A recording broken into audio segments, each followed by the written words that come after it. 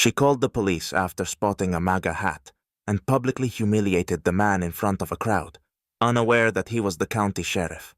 Her confidence turned into disgrace, but the true consequences were far more unexpected. In the morning mist, a small supermarket looked like a quiet haven away from the rush of the larger world. Customers lazily wandered between the aisles, lost in their thoughts. The soft ding of the register and the faint squeak of shopping carts created an almost serene background. At the center of this calm was Jack Collins, a man in his 50s with an unremarkable appearance, save for his bright red hat emblazoned with MAGA. This hat was his calling card, a proud symbol of his beliefs. But at that moment, Jack was more concerned with the freshness of the tomatoes he was meticulously sorting through. To an outsider, it was hard to peg him as a sheriff. Dressed in a simple plaid shirt, faded jeans, and worn boots, he looked more like a farmer than someone responsible for maintaining order in the county. Jack's focus was sharp, his brow slightly furrowed as he debated between two tomatoes, when Karen walked in. Karen was the kind of woman whose presence was impossible to ignore. Her stern gaze and pursed lips immediately marked her as someone critical of just about everything. The sharp click of her heels accompanied her entrance, like the ticking of a clock counting down to an inevitable confrontation. Her eyes scanned the store like a hawk, and they quickly landed on Jack. More specifically, on his hat. This can't be serious, Karen thought. Her lips tightened even more, and her eyes burned with disdain. To her, the red cap was not merely an accessory. It was a challenge, a symbol of everything she believed was tearing society apart. Deciding that she couldn't simply let this go, she marched straight toward Jack. "Are you seriously wearing that in public?" she demanded, stopping directly in front of him, as if to block his path. Her tone was half accusatory, half dripping with sarcasm. Jack, without looking up from the tomatoes, raised his head slightly and gave her a calm smile. "Good morning, ma'am," he replied politely, then returned to his selection. Karen was stunned by his indifference. Her voice grew sharper. "Do you even understand what that hat represents? It's offensive to people who are trying to build a decent society." Jack slowly lifted a tomato toward the light, as if inspecting it for hidden flaws. "It's just a hat, ma'am," he said gently, showing no hint of irritation.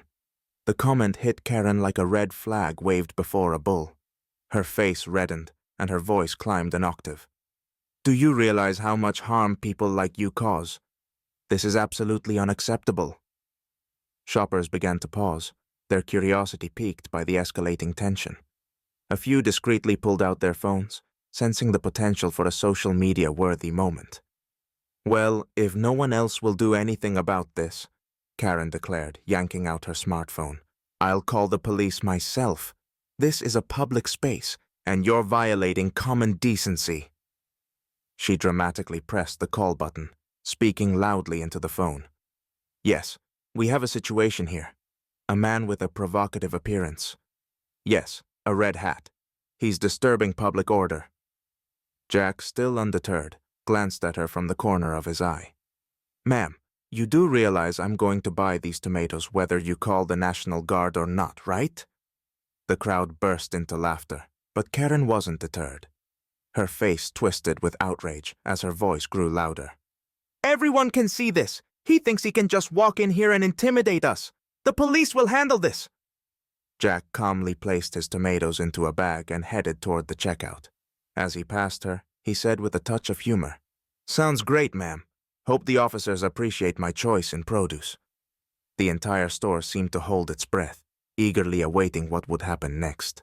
Karen, like a star in an impromptu drama, threw herself into her role with zeal. Clutching her phone, she nearly shouted into the receiver. "Yes, police? I'm at the supermarket, and there's a man with a provocative hat threatening public safety." She paused for effect before adding, "He looks aggressive and is causing panic." The onlookers were riveted. Some exchanged glances, a few chuckled, while others filmed the scene, anticipating something viral. Jack, seemingly oblivious, was now inspecting apples with the same level of scrutiny he had given the tomatoes. "This man is a disgrace to our society." Karen's voice rose as she scanned the crowd for allies. "He's trying to intimidate us, and I won't stand for it." The crowd began to buzz. A few people whispered. Others laughed quietly, and some murmured sarcastic comments. "Looks like someone's having a slow morning." Karen, undeterred, grew angrier with every second. Meanwhile, Jack remained unbothered, now picking up a carton of milk. Just as he appeared to head toward the checkout, the store's door slid open, and two young police officers walked in. Karen rushed to them as if she had been waiting all her life for this moment. "There he is! Arrest him!" She pointed dramatically at Jack, her voice quivering with excitement. The officers exchanged a glance. Jim, the more experienced of the two, gave Karen a puzzled look before turning to Jack. "Ma'am, we'll handle this," he said firmly, striving to remain neutral. As they approached Jack, Jim suddenly stopped, his expression shifting to one of recognition. He whispered to his partner, "Wait, that's Sheriff Collins." "Are you sure?" the younger officer asked, visibly tense. "Positive," Jim replied, his tone cautious. "Let me take the lead." Jim stepped forward and greeted Jack with a respectful nod. "Morning, Sheriff. Everything all right here?" Jack finally turned to face them, his expression calm and his voice steady. "All good, Jim. Just picking up groceries," he replied with a small smile. "Seems someone here takes hats a little too seriously." Karen, realizing something was amiss, stumbled over her words. Wait, Sheriff?" Jim turned to her, his patience wearing thin. "Yes, ma'am. This is Sheriff Collins, and as far as I can see, he's not causing any trouble." The crowd erupted into laughter and murmurs. Phones recorded every moment as the mood shifted decisively against Karen.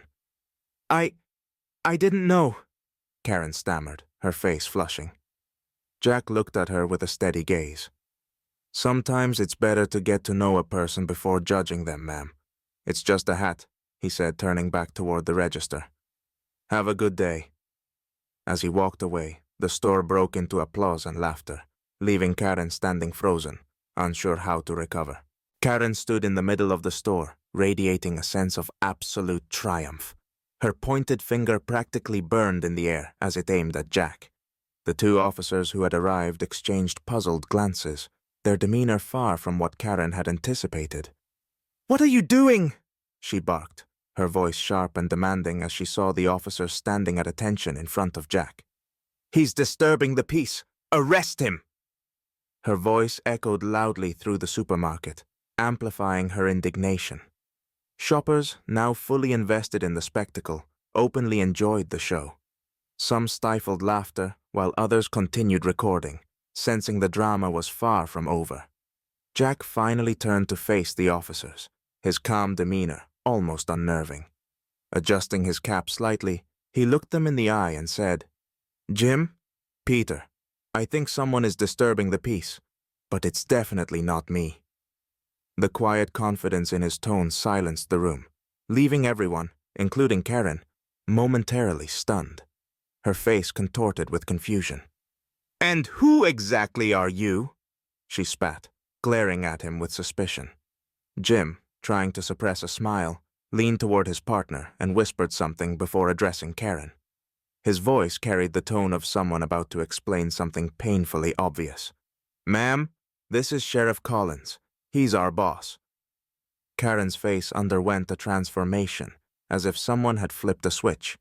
Anger gave way to shock, then to outright panic. Stammering, she struggled to find words, but her thoughts jumbled together. She managed to choke out, "Sheriff? You're joking, right?" But the officers weren't joking. Jack stood there, a faint smile on his face, looking directly at her. Calmly, he added, "Ma'am, it seems you've made a mistake." The laughter in the store grew louder, with one shopper humorously yelling, "Nice one, Karen! Way to go!" Karen's phone, still recording the entire exchange, was now an unwitting accomplice to her humiliation. Her trembling hands fumbled to stop the recording, but it took several attempts as the reality of the situation set in. The crowd murmured and chuckled among themselves. "This is priceless. Who knew grocery shopping could be so entertaining?" Karen's gaze darted from Jack to the officers and then to the crowd.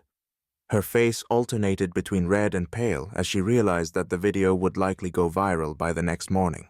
The store erupted in a crescendo of amusement. It started with a lone chuckle, then grew into full-blown laughter and a round of applause. The once silent shoppers now let their emotions flow freely. One particularly bold voice shouted, "That's what you get, Karen!" A comment that sent another wave of laughter rippling through the store.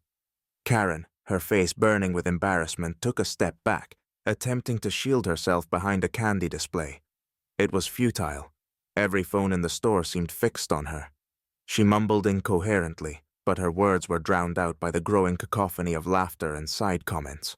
Officers Jim and Peter, still maintaining their professionalism, exchanged restrained smiles. Jim stepped forward toward Karen, speaking in a calm but firm tone.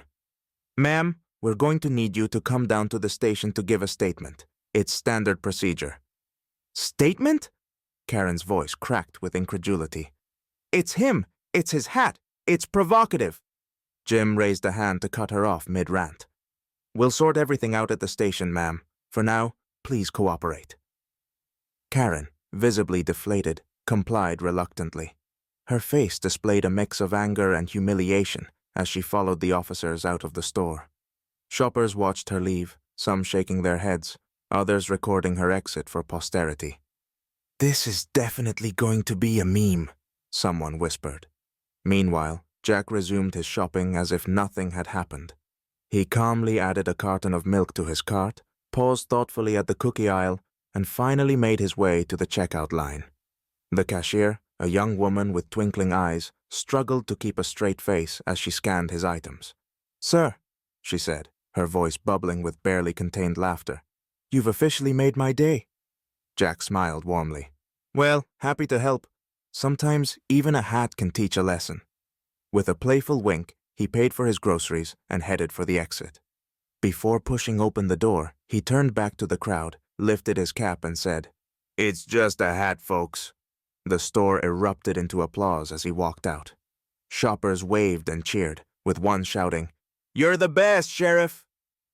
By the evening, videos of the incident had flooded social media.